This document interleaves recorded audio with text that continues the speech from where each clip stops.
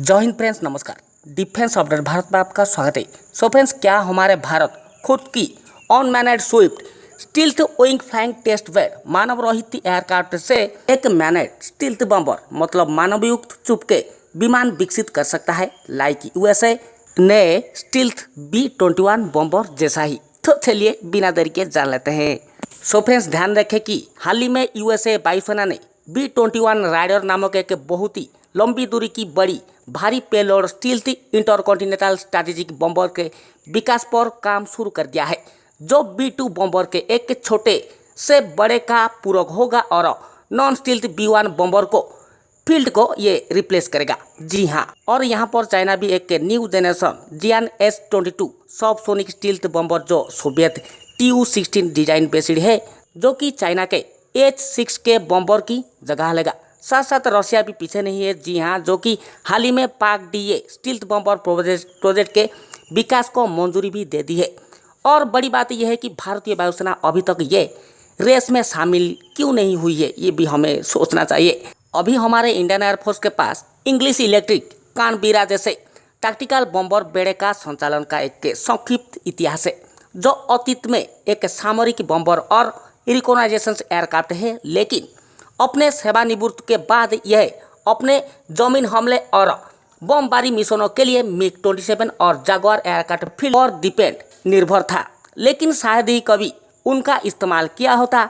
छोटे संघर्ष के लिए भारतीय वायुसेना पिछले 40 साल से अधिक वर्षों में प्रभावी ढंग से संचालित में शामिल थी। न्यूक्लियर वारहेड पोजिशंस और बम्बर्स एयरक्राफ्ट विमानों की खरीद और परिचालन लागत में तेजी के कारण समुद्री संचालन के लिए 4 रूसी Tu-22 जो कि मैरीटाइम ऑपरेशंस के लिए पट्टे पर देने की भारत की योजना कभी भी किया नहीं गया है। लेकिन फ्रेंड्स, यहाँ पर उस टाइम ये दर्शाता है कि यदि एयरफोर्स नहीं तो कम से कम नौसेना के पास किसी समय था जो कि संचालन करने की योजना है समुद्री अभियानों के लिए डायरेक्टेड बम्बर्स फील्ड के लिए।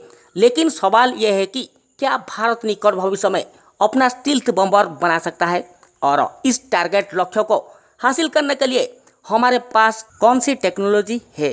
फेज 1 में भारत के लड़ाकू वाहन अनुसंधान और विकास संगठन DRDO ने 1 ton stealth wing flying test ware Swift विकसित करने पर काम शुरू कर दिया है, जो भारत के स्टील्थ घातक UCAV कार्यक्रम का अग्रदूत होगा। और इसका उपयोग स्टील्थ टेक्नोलॉजी को प्रदर्शन करने और साबित करने के लिए भी किया जाएगा तथा 10 टन बेसिड स्टील्थ घातक UCAV के विकास पर काम शुरू होने से पहले ऑटोनोमस मोड में हाई स्पीड लैंडिंग टेक्नोलॉजी, जो कि हमारे स्वदेशी ड्राई वेरिएंट कावेरी इंजन द्वारा संचालित होगी, जो 46 kilo newton dry thrust generate कर सकता है। और यहाँ पे stealth wing flying test ware Swift को GTRE के द्वारा विकसित 4.25 kilo newton thrust dry thrust based एक टर्बोफैन इंजन द्वारा संचालित किया जाएगा, जिसे मानिक इंजन कहा जाता है, जिसे भारत की निर्भया क्रूज मिसाइल को पावर देने के लिए डिजाइन किया गया था।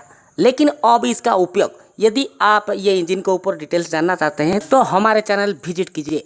लेकिन अब इसका उपयोग कई टेक्नोलॉजी का टेस्ट करने के लिए, परीक्षण करने के लिए एक टेक्नोलॉजी डेमोन्स्ट्रेटर के रूप में उपयोग किया जाएगा, जो कि bigger Ghatak UCAV unmanned compact aerial vehicle programme के लिए विकसित किया जा रहा है। कार्यक्रम देश अगर भारतीय वायुसेना चाहे तो स्विफ्ट स्वयं DRDO के विंगमैन बम्बर कार्यक्रम में बदल सकता है। लेकिन ध्यान रखें, अब ध्यान HAL के प्रस्तावित CATS compact air teeming systems warrior wingman कार्यक्रम पर है। और यहाँ पर फेज 2 में भारत का स्टील्थ घातक UCAV भारत के लड़ाकू विमानन उद्योग में एक आधारशिला होगा और भारत के लिए एक बहुत ही बड़ा माइलस्टोन होगा। यदि DRDO अगले 15-20 वर्षों में इसे हासिल कर लेता है।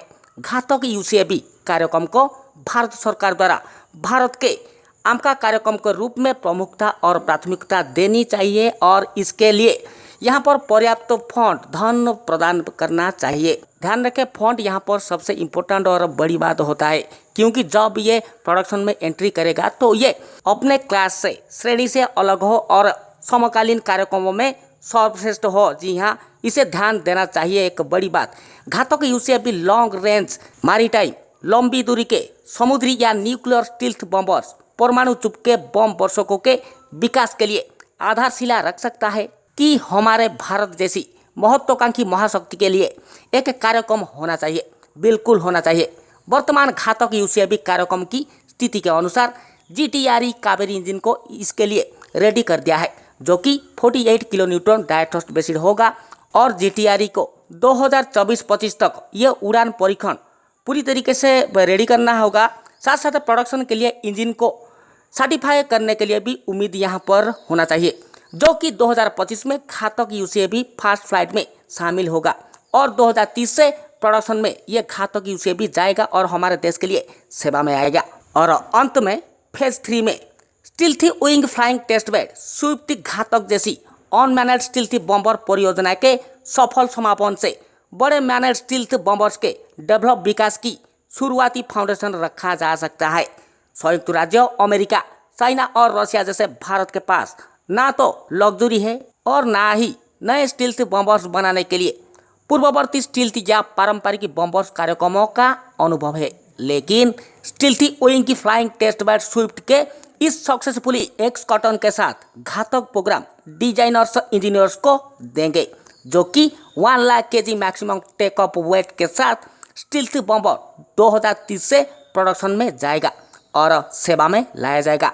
यह प्रोग्राम इसी तरीके से स्टील्थ बम्बर्स को डेवलप विकसित करने के लिए तकनीकी चुनौतियों आसान नहीं होगी, लेकिन यह स्विफ्ट घातक प्रोग्राम तेजस MK2 TDBF और हमारे आमका जैसे कई प्रोग्राम के साथ ऐसे विमान के विकास के लिए आवश्यक आधार तैयार हो। और यहाँ पर हमारे काबिलियत का बात किया जाए तो पहले से ही तो हम nuclear power based submarine develop कर चुके हैं, मतलब टेक्नोलॉजी आ गया है हमारे पास और आगे हमें ये स्टील्थ मैनेड बम्बर को डेवलप करना चाहिए, इसके ऊपर ध्यान देना चाहिए, आउटपुट करना चाहिए टेक्नोलॉजी को हमें। सो फ्रेंड्स, ये था आज का लेटेस्ट अपडेट। आशा करते हैं लेटेस्ट अपडेट आपको जरूर अच्छा लगा होगा। एक बड़ा थम्स अप दीजिए, एक बड़ा कमेंट कीजिए, हमारे चैनल को सब्सक्राइब कीजिए, हमारे हर एक वीडियो की नोटिफिकेशन पाने के लिए बेल आइकन को दबाइए, ऑल पर प्रेस कीजिए। और आपका आशीष। जय हिंद, जय भारत।